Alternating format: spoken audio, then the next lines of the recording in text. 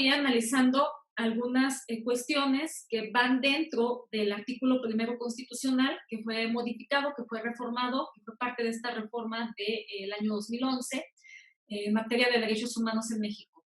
Recordamos los principios característicos de los derechos humanos, al igual como ustedes ya lo habían visto en el MOOC, es universalidad, interdependencia, indivisibilidad y progresividad. Vámonos con este primer con este primer principio, que es el principio de universalidad. ¿Qué significa la universalidad? Ya lo habíamos comentado desde que en el inicio del curso habíamos analizado esta definición que está aquí de Luigi Ferrajoli respecto de derechos fundamentales. La universalidad de los derechos humanos significa que todo ser humano, como dice ahí en la diapositiva, posee una serie de libertades individuales con independencia del lugar en donde haya nacido o bien donde esté habitando, ¿sí? Del lugar donde haya nacido, del lugar donde habite. Y recordamos, aquí les pongo por esto esta definición de derechos fundamentales de Luigi Ferrajoli, que fue la que hemos estado viendo, analizando también en la unidad pasada, y que dice que los derechos fundamentales son todos aquellos derechos subjetivos que corresponden universalmente, ¿sí? O sea, todos los seres humanos, en cuanto a dotados del estatus de persona, de ciudadanos o de personas,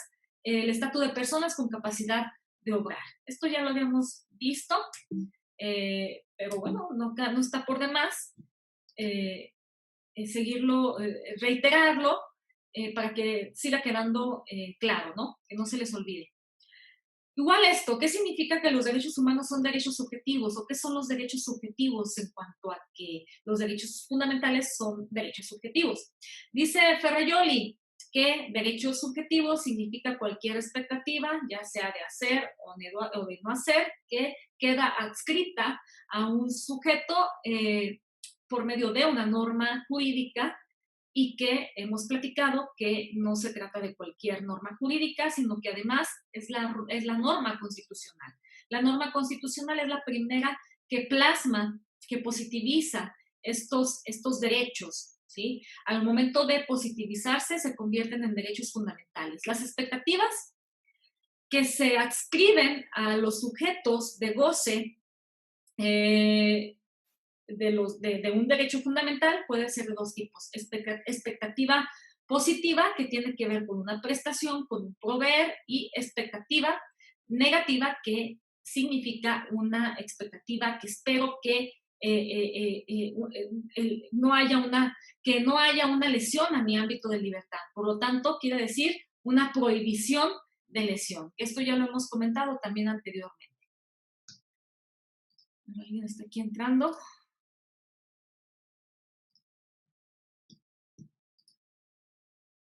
Interdependencia. ¿Qué significa la interdependencia? Significa que el cumplimiento o incumplimiento por parte del sujeto obligado, que en este caso puede ser el Estado o los particulares, estoy hablando sobre todo del Estado, de la autoridad, si da cumplimiento o bien incumple estas expectativas positivas o negativas respecto de un derecho humano, esto va a incidir en consecuencia en otros derechos humanos. Es un efecto dominó. El cumplimiento o incumplimiento de un derecho humano va a incidir en otro o en otros, ¿sí? Porque es un efecto dominó. A ver, alguien está comentando por el chat, ¿sí? Y la indivisibilidad, que va también de la mano con la interdependencia. Todos los derechos humanos previstos en la Constitución mexicana deben de formar una unidad, deben de ser vistos, como dice ahí en la diapositiva, deben de ser vistos como un todo, ¿sí? Y no deben de analizarse de manera aislada. La base, algo aquí bien importante que quiero que tomen en cuenta, es de que estos principios característicos de los derechos humanos en México tienen una base deontológica, ¿sí? ¿Qué significa esto de base deontológica? Tienen una base en cuanto a que los derechos humanos son universales, corresponden a todos, y la base del respeto, del cumplimiento, del reconocimiento de los derechos fundamentales es la dignidad humana. El respeto del individuo como miembro de una sociedad, ¿sí? Una sociedad que es una sociedad humana, ¿sí? Pero se nos tiene que respetar en ese aspecto individual, que como individuos formamos parte de una colectividad, ¿sí?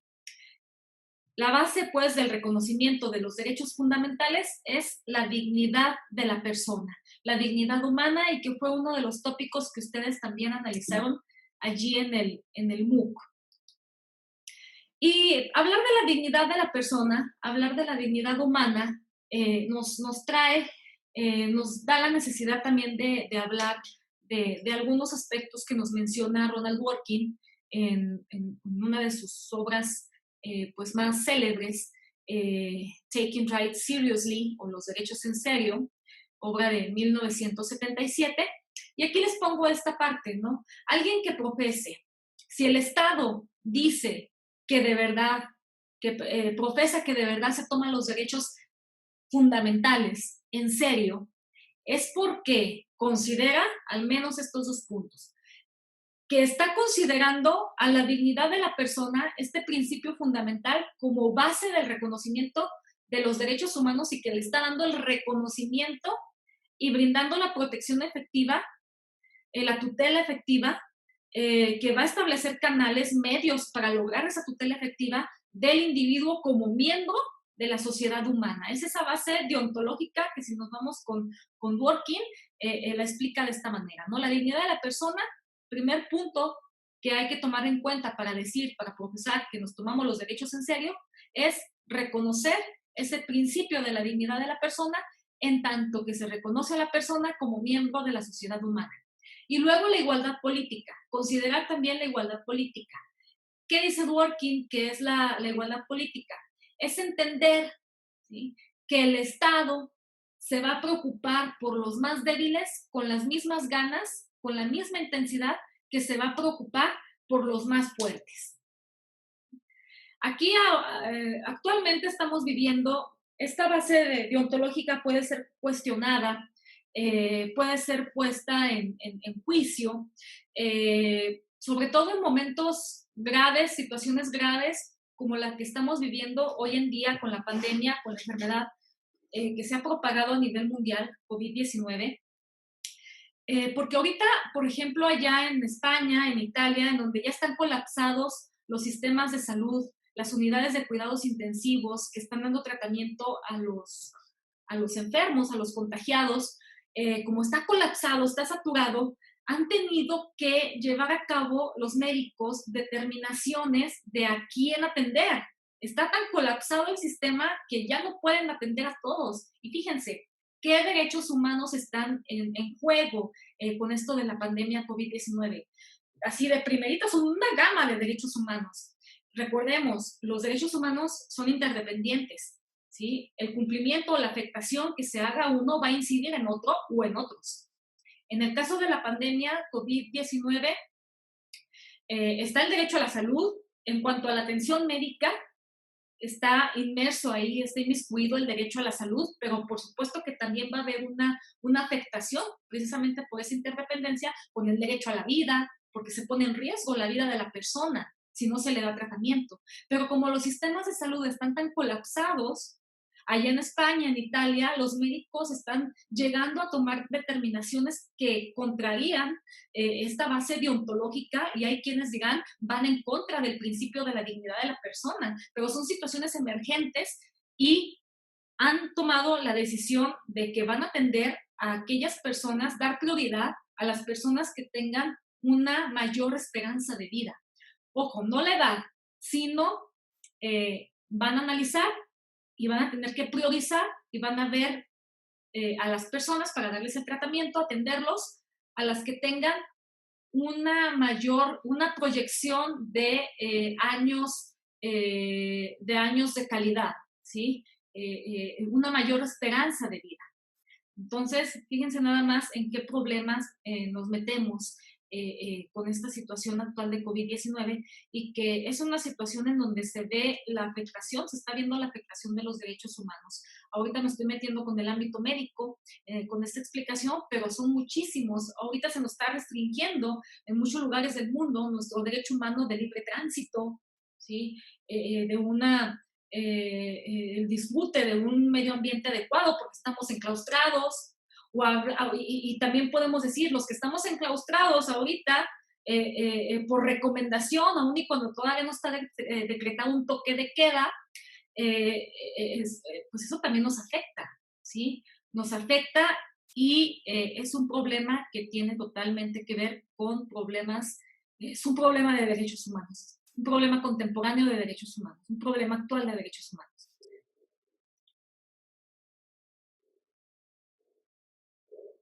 Que una gran parte. Sí, claro, estas medidas restrictivas atienden a un fin común, a un bienestar general de la población, ¿sí? El hecho de que te restrinjan ahorita tu libertad de tránsito, el salir de tu casa, el estar haciendo tu vida normal, es en aras de evitar un contagio mayor. En México, por ejemplo, ahorita ya estamos en fase 2, ¿sí? Y con esta recomendación de que evitemos salir de nuestras casas, lo que se está haciendo es bajar la curva de contagios y que no colapse el sistema de salud, como en Italia, como en España, ¿sí?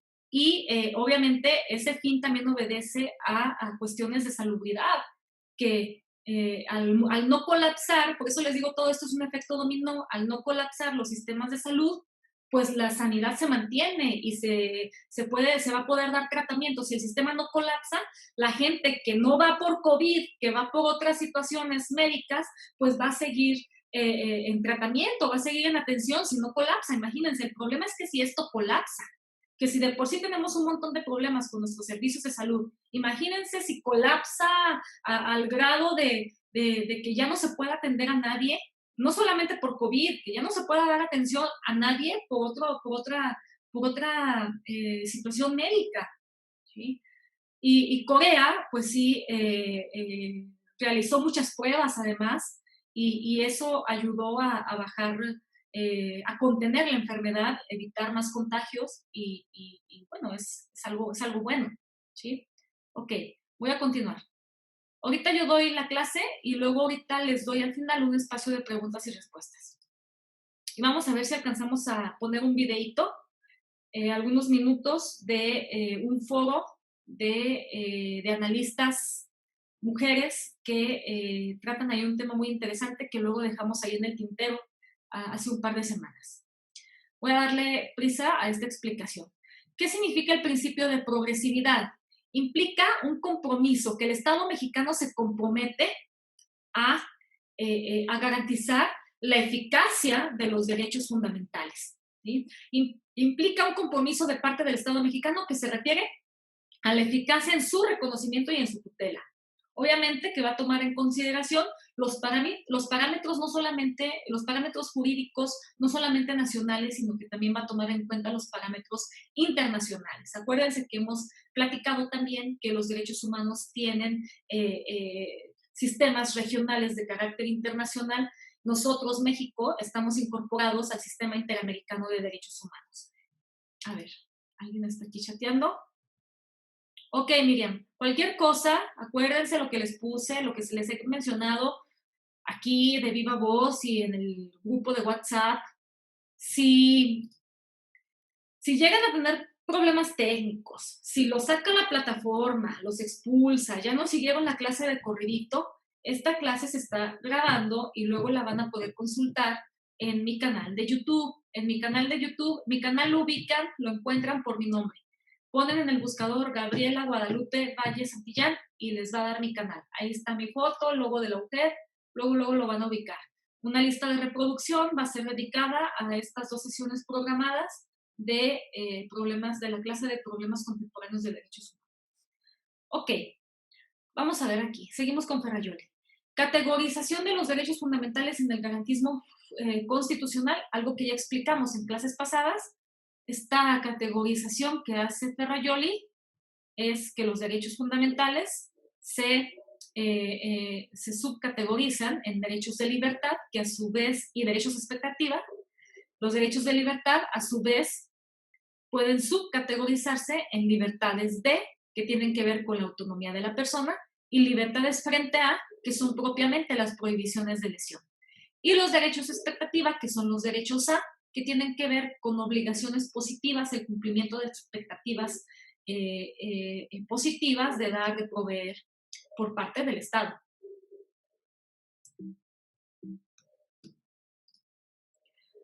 Ejemplos de derechos de libertad de la Constitución Política de los Estados Unidos Mexicanos. Acuérdense, derechos de libertad.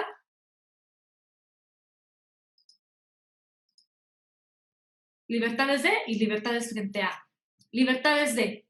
Libertad de dedicarse a la profesión, industria, trabajo. Por eso les pongo aquí este derecho humano consagrado en el artículo 5º constitucional, ¿no? La libertad de dedicarse a la profesión, industria, trabajo que ustedes quieran, siempre y cuando sean lícitos. Y libertades frente a. Ahí encontramos toda la gama establecida ahí en el artículo 1º constitucional, por ejemplo, el principio, el derecho a la no discriminación. El artículo 1º de la Constitución establece la prohibición de discriminación de las personas en cualquiera de las categorías sospechosas establecidas, y ahí las enumera el artículo 1º constitucional. Nadie puede ser, ninguna persona puede ser discriminada por origen étnico, nacionalidad, por género, por edad, por discapacidad, por condición social, por condición de salud, por religión, por sus opiniones, las preferencias sexuales, que aquí en clases pasadas, en una clase pasada que tuve como con 5 personas, porque los demás faltaron, Pulido, por ahí Michelle, ¿se acuerdan que hablamos de las preferencias sexuales? De esta clarificación que se hace en el artículo 1º a partir de la reforma de 2011, que se es explícito, que se le agrega esa parte de sexuales, que nadie puede ser discriminado por preferencias sexuales, estado civil, cualquier otra que vaya en contra de la dignidad humana. Y aquí encontramos, de estas categorías sospechosas, todas estas son categorías sospechosas. ¿Qué son categorías sospechosas? Las categorías sospechosas son estos atributos, como los que están aquí enlistados, que son los que establece, los que describe el artículo 1º constitucional, son atributos de las personas, de tal suerte que las personas, por tener estos atributos, han sido discriminadas históricamente por ello, ¿sí? La discapacidad, la preferencia sexual, o sea, son atributos a partir de los cuales la gente, las personas, han sido discriminadas. Y por eso mismo, pues se han conformado también sectores de vulnerabilidad. Ahí en el MOOC también ustedes vieron el sector de los niños y de las niñas, del sector de los adultos mayores, el sector de las mujeres, de la comunidad LGBTI+, ¿sí? Aquí se me fue Mauricio, ya lo estoy aceptando de nuevo. Ok. Derechos a, ejemplos. Estos derechos a, esta expectativa positiva, esa obligación de dar, de proveer que tiene el Estado. Por ejemplo, la educación, artículo 3º constitucional, la salud, que es el artículo 4º constitucional, ahí se encuentra. Hablo ahí, les pongo también los derechos fundamentales de las mujeres. Ahí en un artículo que escribí hace poco, que incluso les dije que ahí está en mi repositorio académico de academia.edu, ahí se acaba de publicar un artículo que escribí sobre los derechos humanos de las mujeres en la perspectiva del garantismo constitucional de Luigi Ferrajoli, y hago ahí alusión a que Ferrajoli, de hecho, dice, ¿sí?, que los derechos, de la gama de derechos fundamentales, de esta categoría de derechos fundamentales, los que más se suelen violar a las personas son los derechos los derechos expectativa. Incluso a las mujeres, igual, los derechos de las mujeres, los derechos que más se violan, de los que más se violan son estos derechos expectativa. ¿sí? Porque el Estado pues no se pone las pilas muchas de las veces de brindar, de dar, de proveer esas estructuras mínimas para el goce del derecho humano. Por ejemplo, todo lo que tiene que ver de dar, de proveer para que se goce del derecho a la educación, del derecho a la salud, que ahora con el COVID, vamos a ver si el Estado se va a quedar corto con esto del derecho a la salud, que de hecho pues ya ha habido críticas, ¿no? Sobre todo en lo que respecta al gobierno federal, a la figura del presidente, de las medidas que ha estado tomando para conservar, para respetar, para hacer cumplir este derecho a la salud, ¿no? Que pues ahora con la situación del COVID, pues dificulta más, va a dificultar más porque hay una posible, puede darse el posible colapso del sistema de salud y eso va a dificultar que el Estado cumpla con esta obligación positiva de dar y proveer los servicios básicos para poder satisfacer el derecho a la salud de todos los mexicanos y de todas las personas que se encuentren en el territorio mexicano. ¿Sí? Aquí les pongo ustedes qué opinan, lo pueden ir poniendo ahí en el chat. Ok.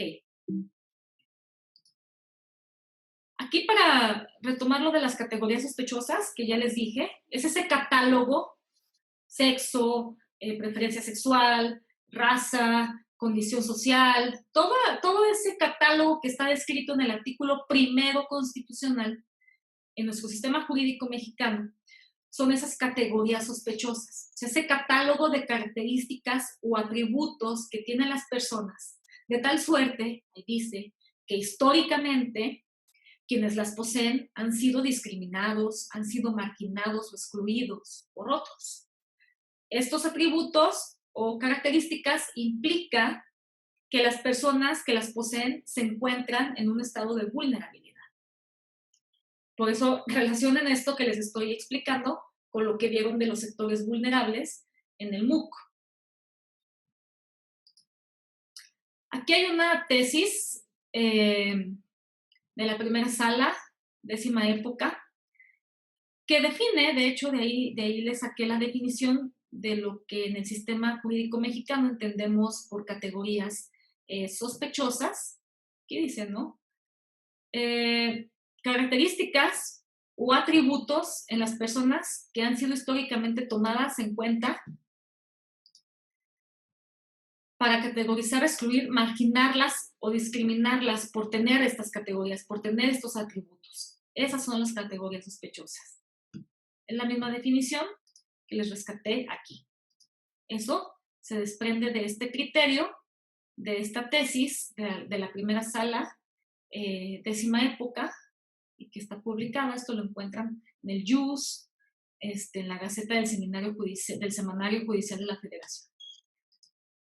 También aquí les pongo una tesis, también de la 10ª época, una tesis aislada en materia constitucional, con relación a los principios de igualdad y no discriminación.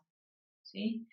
Y aquí se hace también alusión al último párrafo del artículo 1 constitucional, a las categorías sospechosas, nuevamente se vuelven a mencionar. Y aquí resalto esto con rojo. Es de señalar que tanto la Constitución como los tratados internacionales en materia de derechos humanos, suscritos por el Estado mexicano, o sea, tanto la Constitución como tratados, prevén la posibilidad de otorgar un trato desigual a quienes no se encuentren en una paridad frente a los otros sujetos, si dicho trato implica una distinción justificada. ¿Aquí de qué está hablando? Okay. Sabemos que constitucionalmente tenemos el principio de igualdad y de no discriminación.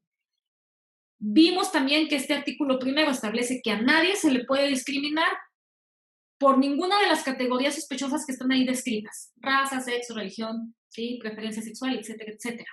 No obstante esto, no obstante este establecimiento del principio de igualdad y de no discriminación, no obstante ello, y en atención a que ha habido discriminación por ejemplo, en el campo en el área de las mujeres, de la discriminación de las mujeres, por años y años atrás, se requiere que el Estado también implemente una serie de medidas que hagan, por ejemplo, en el caso de las mujeres, hombres y mujeres, que se haga efectiva esa igualdad entre hombres y mujeres. Pero no es fácil. El Estado tiene que implementar medidas, por ejemplo, las acciones afirmativas. Ustedes seguramente han escuchado de las acciones afirmativas, sobre todo en el ámbito político electoral, que es en donde más se han implementado. Esas acciones afirmativas, también llamadas discriminación al revés, tienen como finalidad el lograr una real igualdad, una real paridad entre géneros. ¿Sí? Y esas medidas de acciones afirmativas, pues van a hacer a un lado, ¿sí? A los hombres un ratito, se los estoy explicando con palabras coloquiales, y darles preferencia o darle prioridad a la mujer, darle un empujón a la mujer, mientras se logra esa verdadera igualdad. Las acciones afirmativas son medidas transitorias, ¿sí? Y tienen que estar bien argumentadas y bien justificadas de tal suerte que, como en el caso de los hombres, que se va a olvidar un poquito de ellos, ¿sí? Tampoco esa restricción se pase de lanza, por así decirlo, con el sector masculino, sino que con una intervención razonable, ¿sí? Se le dé ese empuje a las mujeres en tanto se logra esa igualdad. Cuando se logra una real igualdad, se van a dejar de implementar, ¿sí? Eso es lo que está diciendo aquí en estas líneas rojas. O sea, tanto la Constitución como los tratados, internacionales en materia de derechos humanos en México, que aplican para México, prevén esa posibilidad de un trato desigual a través de una acción afirmativa, por ejemplo, un trato desigual a los hombres con relación a las mujeres, para lograr que ese grupo que ha sido históricamente discriminado de las mujeres se logre posicionar frente a frente en una real igualdad con los hombres, ¿sí? Pero tiene que ser, esa distinción es lo que dice aquí, tiene que ser una distinción justificada. Y dice, y si por el contrario la medida adoptada carece de razonabilidad, entonces será excluyente y por ende discriminatoria.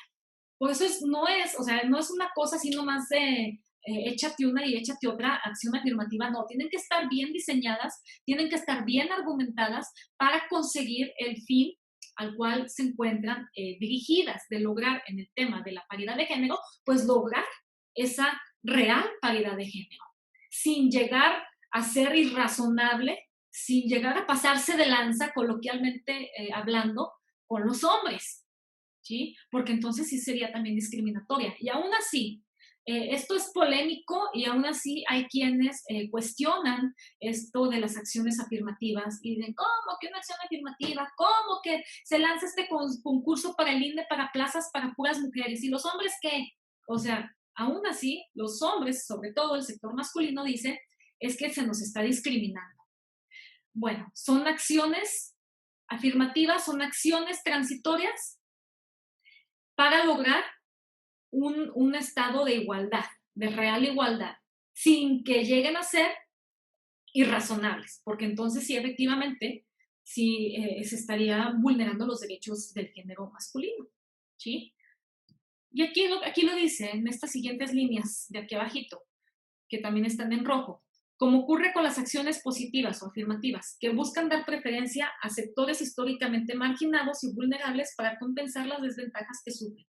Por ejemplo, en el ámbito político, con el ánimo de que las mujeres vayan ganando espacios en el ámbito político, se implementan estas acciones afirmativas. Por ejemplo, aquí en Durango, con los ayuntamientos, que las listas para postulación de candidatos para ayuntamientos sean encabezadas por mujeres. Otra acción afirmativa, por ejemplo, que cuando el INE o cualquier organismo gubernamental tiene disponibles vacantes, plazas, hace concursos de oposición, pero que están dirigidos únicamente a las mujeres, ¿sí? ¿Qué busca esto? Pues que sean mujeres las que se incorporen a esos estados, a esos puestos vacantes, ¿sí? Para que cada vez más sean mujeres que estén incorporadas en la función del ámbito público, ¿sí? Esas son ejemplos de acciones afirmativas. Bueno, esto lo vamos a ver para la siguiente, pero ahorita nos quedan unos minutos y y qué bueno que terminamos con esto de las acciones afirmativas. Quiero retomar y ponerles unos minutitos de esta discusión de unas analistas muy buenas, Denise Dresser, Lisa Sánchez y Ana Laura Magaloni. Son muy buenas estas mujeres en el ámbito académico y en el ámbito público también. Seguramente ubican algunas de ellas. Voy a compartirles unos minutitos para que escuchemos, sobre todo en el tema que dejamos arrastrando de lo del 8M, del Día de las Mujeres. Pero al menos les contamos el... Ver.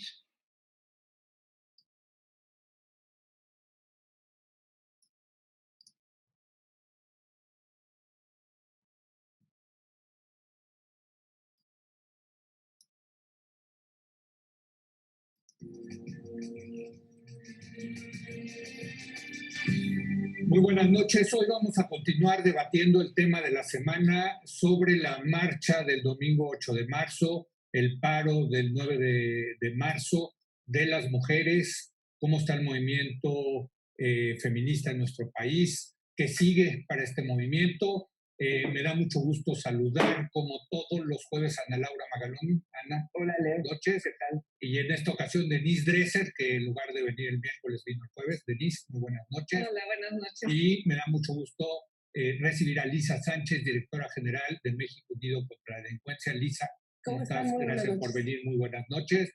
Empezamos contigo, Denise. La marcha, el paro, un exitazo, sin lugar a dudas. No hay más que decir, ¿no? Hay que decir que fue un momento en el que se expresó de manera inusitada, organizada, diversa, multiclasista, no ideológica, la voz pública de las mujeres. Una voz que muchas veces nos ha sido negada, que ha sido distorsionada, que ha sido manipulada. Yo ahí vi a mujeres autónomas, libres de todo el espectro político, jóvenes, unidas con una demanda, y la demanda era: escúchenos, reaccionen, tenemos reclamos legítimos, no son reclamos a este gobierno, son reclamos a un Estado patriarcal, a un sistema económico que nos exprime, a un sistema de salud que no nos cuida, a reclamos feministas de luchas añejas, pero que ahora los veo liderados por una generación más joven, muy confrontacional, más vocal, que insiste en pintar monumentos, en romper vidrios, y yo lo celebro. Celebro que el feminismo se haya revigorizado, que esté encontrando una voz con la que suma a muchos actores de la sociedad. Estamos presenciando, como lo vimos en la marcha, nuevas mujeres haciéndose visibles. Estamos escuchando conversaciones que jamás habíamos escuchado en las sobremesas, en las casas, en el transporte público, empresas que ahora se ven obligadas a reconocer que no le han dado derechos equitativos a las mujeres, gobiernos, el gobierno federal, los gobiernos estatales, obligados a reconocer que no atienden de la misma manera a las mujeres. Ana Laura, ojalá tú hables del sistema judicial que castiga de manera desproporcionada y con penas mayores a las mujeres. Estamos viendo el feminismo del siglo XXI expresado en México, y con una sororidad, con una generosidad y con una participación nunca vista que se expresó en el paro, un paro que le costó económicamente al país, que visibilizó nuestra ausencia, salones sin maestras, sin alumnas, las calles vacías, el aeropuerto vacío, los espacios públicos vacíos. Y creo que con nuestra ausencia hicimos notar nuestra presencia, la manera en la que contribuimos a la vida económica, a la vida política, a la vida social del país, el trabajo del hogar no remunerado. Yo escuchaba a mis alumnas ayer en clase decir, y yo puse a mis hermanos a lavar los trastes, y mi papá me pidió que le hiciera algo y le dije que no. Y ahora vemos también el debate en torno al derecho a decidir, un debate que había sido pequeño, confinado a un grupo de siempre, las mismas de siempre. Ahora vemos a una generación que lo trae como bandera de lucha junto con muchas otras banderas, yo diría milenarias, y que se expresaron, que encontraron su voz de manera magnífica, fuerte, vocal, impactante y yo diría muy emotiva, en la marcha el domingo y en el silencio del lunes. Ana Laura. A mí creo que yo nunca había participado en una marcha que me emocionara tanto. Más que ser, además de todo lo que dice Denise, la experiencia de ser mujer y estar en esa marcha y sentir que codo a codo con todas estas mujeres tenemos algo en común que estamos defendiendo y que lo importante es esta alianza. No es tanto qué pasa del otro lado. Lo más importante es la experiencia de nosotros juntas, qué podemos hacer. Me parece increíble que sea transgeneracional, que no sea de clases sociales, que no sea de grupos políticos. No había ningún grupo político que encabezara. Yo no escuché una sola consigna política contra el gobierno, ni una. Y ni tampoco que se lo adjudiques. O sea, esto no era político en términos de partidos políticos, era político en términos de las mujeres tomando el espacio público. Bueno, las consignas, las cosas que llevaban escritas, eran tan íntimas, tan personales. Era una marcha que tenía mucho de esto que tenemos las mujeres, este juego entre lo íntimo y lo colectivo, entre poder poner nuestros sentimientos y al mismo tiempo poder estar en la plaza pública, que me parecía increíble. Me emociona que no fue un movimiento de víctimas. O sea, no es un movimiento en donde las mujeres salimos que nos golpean, que no. Eran las mujeres exigiendo, tomando la plaza, demandando soluciones a problemas que claramente son reflejo de un arreglo social muy equivocado y muy fragmentado que, entre otras cosas, mata mujeres, pero tiene otras cosas, este arreglo social que no nos jala ya, ¿no? Y yo creo que por primera vez sentí que de verdad las mujeres estábamos litigando la correlación de fuerzas. O sea, la correlación de fuerzas en términos de entre hombres y mujeres y cuáles son nuestros espacios y cuáles espacios ya están conquistados y no depende que nos los den, depende de que los ocupemos. Y eso a mí me parecía así como tan esperanzador para mi hija, para las mujeres que vienen, tan importante respecto a lo que me tocó vivir a mí. O sea, ya es un largo camino.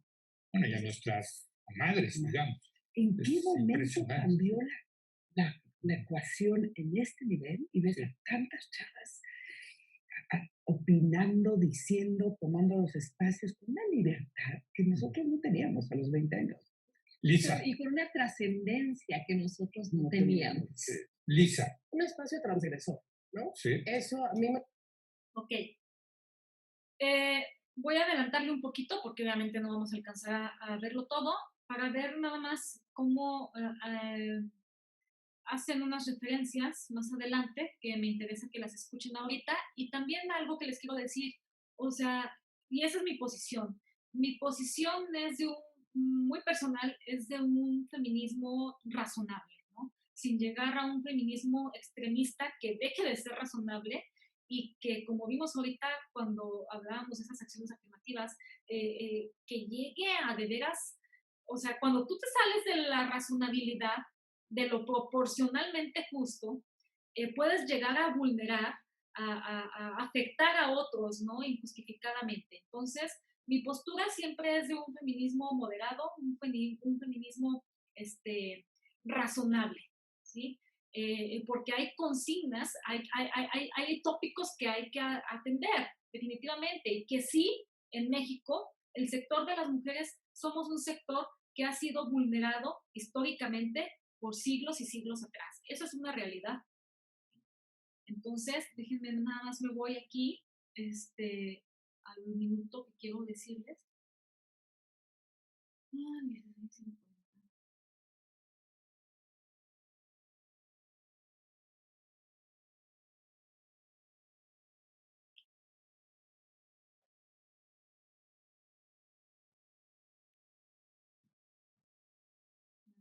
Pliego petitorio del que habla Leo. Hoy las mujeres y las generaciones más jóvenes que nosotras ya tienen perfectamente integrado que su cuerpo es suyo y que no está diseñado para el disfrute masculino, que está primero diseñado para el disfrute individual, que pueden expresar en él y con él lo que les dé la gana y que hay límites muy claros sobre los cuales no se puede pasar, ¿no? Esa es una revolución individual, independiente, que marca las distancias. Cada vez hay más mujeres que se niegan a ser tocadas, saludadas, abrazadas sin su consentimiento, sea por el profesor. Y ahí tocamos el tema que en la Facultad de Derecho se nos vino con todo a raíz del 8M, los tendederos, las acusaciones que se han hecho a profesores de la facultad. Yo creo que ustedes han estado muy pendientes. Ahorita el COVID nos vino a interrumpir esta parte, pero está pendiente. ¿Sí? De lo que se va, del seguimiento y con base en el principio de debido proceso que se tiene que seguir a estos señalamientos, que nuestra Facultad de Derecho fue una de las que más tuvieron señalamientos. Aquí habla de esto. Sea por el familiar, sea por el conocido, sea por el empleador. Cada vez hay más mujeres que se están revelando estas políticas horrendas que existían en muchas oficinas de gobierno. De aquí las mujeres tienen que venir de falda y tacón. Cada vez hay más mujeres que se están revelando a la idea de la maternidad, ¿no? ¿Por qué tenemos que ser madres llegando a una edad, yo misma incluida, si no me da la gana? Si no quiero y si quiero priorizar mi vida profesional y no tengo nada por lo cual estar avergonzada. Sí, también, ¿no? A mí me ha pasado mucho, yo no tengo hijos y bueno, hoy por hoy no pienso tenerlos y mucha gente, inclusive mi propia familia, me ha llegado a cuestionar eso, ¿no? ¿Cómo que no vas a tener hijos? Entonces no te vas a realizar. Bueno, es que cada mujer se realiza de manera distinta, ¿vale? Qué padre es tener hijos, se respeta a las que tienen la decisión de tener hijos, pero las que tenemos la decisión de no tenerlos, pues tenemos otras maneras de realizarnos y es nuestro derecho a elegir, a decidir, y es nuestro derecho humano que tiene que ser respetado. De mi cuerpo es mío, ¿no? Que va muy en contra de la educación tradicional de las mujeres. Claro, y de la educación religiosa y de la educación completamente. Y puedo disfrutar de mi cuerpo, puedo interrumpir un embarazo porque es mi cuerpo y puedo sexualmente, exacto. Darle placer sexual al hombre.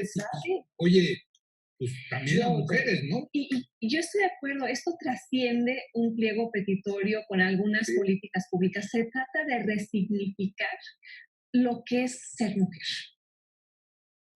Desde la sexualidad, la vida profesional, el derecho a decidir.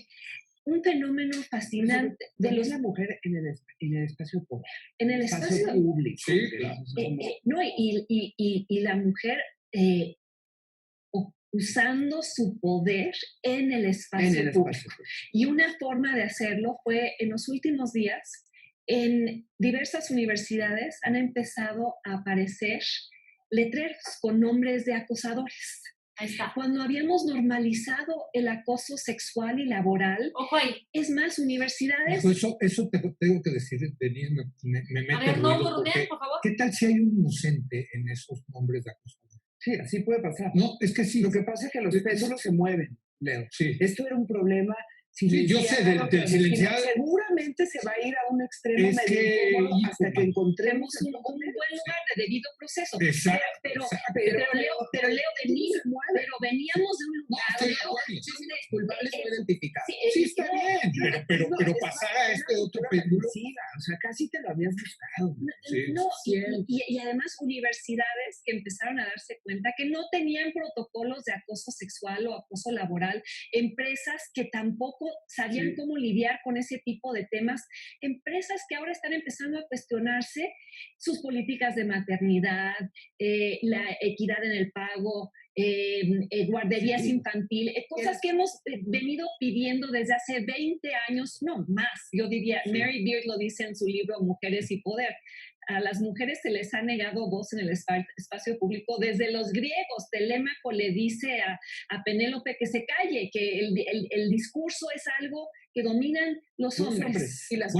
Y eso en Occidente lo vemos muy raro, pero perdón, hoy en día en Arabia Saudita las mujeres... Y en India. Sí, exacto, en Japón. Y en muchos lugares aquí en México. Pero lo último que yo quisiera decir es el tema también que nos confrontó contra las políticas de pinkwashing, ¿no? ¿Qué es eso? El pinkwashing es todo aquello que pretende estar orientado a darle su lugar a la mujer, a reconocer su importancia, pero que en realidad es solo pintar las cosas de rosa. Entonces vamos a hacer un evento para reconocer a las mujeres, pero les vamos a regalar electrodomésticos. O les vamos a decir que pueden ir a la marcha, ¿no? Pero al menos les descontamos el día. O sea, es confrontar con todo aquello que narrativamente se dice que se hace, pero que en los hechos no significa un avance. El Día de las Madres es que te regalan una plancha. O un perfume. O una flor. Bueno, una flor no sé. Ay, no, es que es cursísimo, por amor de Dios, ya. O sea, lo que... Está. Ustedes pueden ver estos episodios de Foro TV de La Hora de Opinar con Leo Zuckerman. Todos los días sale a las 10 de la noche por Foro TV y están disponibles ahí en YouTube. Dejo de compartir. Vamos a ver. Estaba aquí diciendo. Sí. Aquí hay unas personas que o llegaron tarde o tenían problemas con el audio. Luego se ponen al corriente con la clase en mi canal de YouTube cuando esté subida la sesión. Algo que tengan que comentar al respecto. Esa última parte es el llamado pink washing. Que sí, o sea, quieres una igualdad, celebrar el Día de la Mujer, etcétera, y vamos a hacer un evento y lo ponemos de rosa. O moñitos rosas, pero no es realmente un respeto a los derechos de las mujeres y tampoco es realmente una efectividad o sea, esa intención no llega no llega a un plan efectivo y que logre que realmente se logren eliminar esas brechas entre la igualdad del hombre y la mujer, o sea, pintar de rosa, hacer eventos de rosa, o sea, cuando se queda nada más en eso, pues no sirve de nada. ¿Sí? La cosa es realmente dar seguimiento a las políticas públicas, acciones afirmativas, el juzgar con perspectiva de género cuando es necesario hacerlo. Eso es lo que realmente va a hacer que vaya caminando poco a poco, tampoco es de la noche a la mañana, y que se vaya eliminando esa brecha, esa enorme brecha de desigualdad. Ha habido avances en México, pero pues por supuesto que todavía nos queda muchísimo por hacer. Y qué bueno que escuchaban este último tramo, que está pendiente en nuestra facultad, está pendiente ese tema. De los señalamientos que se hicieron, que por supuesto si no se da un tratamiento adecuado con base en el debido proceso, pues puede también llegar a que se vulneren, o sea, simples señalamientos, y si no se lleva un debido proceso, si no se desahoga las pruebas necesarias, los medios probatorios, las pruebas, no se da el derecho de audiencia, se respeta el derecho de defensa de los señalados, o sea, imagínense, cualquier persona puede ser señalada. También esto es un tema de tocarse con pincitas. No es un tema fácil, es un tema complicado, ¿sí? Y que ya se abrió, ya quedó abierto a partir del 8M. ¿Algo que quieran comentar hasta aquí? Ahí voy. Ale, siento al igual que usted que el tema del 8M aún falta abordarlo. Sí, pues ahorita el tema COVID vino a empañar el tema 8M, el tema de los señalamientos que se hicieron a raíz de lo del 8M, ¿verdad? Que ahí dijeron estos analistas, ¿no? Esto es un tema que está siendo, sobre todo, guiado por las nuevas generaciones. Ustedes son las nuevas generaciones. ¿Qué tienen que decir de todo esto? Pues es que hay una línea muy delgada, Mauricio, lo que te digo. Si esto no se ve, si esta situación, si estas cuestiones no se ven con una óptica, y es mi posición, ¿sí? Muy particular, no se ven con una óptica de feminismo razonable, moderado, pues se cae, es una línea delgada de caer al fanatismo y de llegar a determinar, a emitir determinaciones desproporcionadas que pueden afectar, por supuesto, indebidamente al sector que en este caso pues, es el sector de los hombres, ¿no? O sea, por supuesto, porque imagínense, esto del movimiento Me Too, por ejemplo, también tiene sus bemoles, ¿no? O sea, también simples acusaciones, sin pruebas, cualquiera podemos hacer señalamientos. Estos son temas muy delicados y los que van a instaurar los procedimientos tienen que ser muy hábiles. Y también tienen que tomar en cuenta los principios constitucionales, los principios convencionales constitucionales en materia de derechos humanos y dar seguimiento a todo esto, pues sobre todo con base al derecho de audiencia, al debido proceso, a la posibilidad de defenderse, por supuesto, ¿sí? Y que esto no vaya a caer en una barbarie, en un caos. Sería un tema en que los hombres también deben abordar, porque en un punto de vista pues ya se están victimizando y como ponerlo en contexto. Ojo, aquí me gustó mucho esta parte que dijo Magaloni de que de ese sector de la marcha que no fue a la marcha, y ahí me incluyo porque yo fui a la marcha el domingo aquí en Durango, no en un plan victimizador, o sea, fuimos en un plan de exigencia, ¿sí?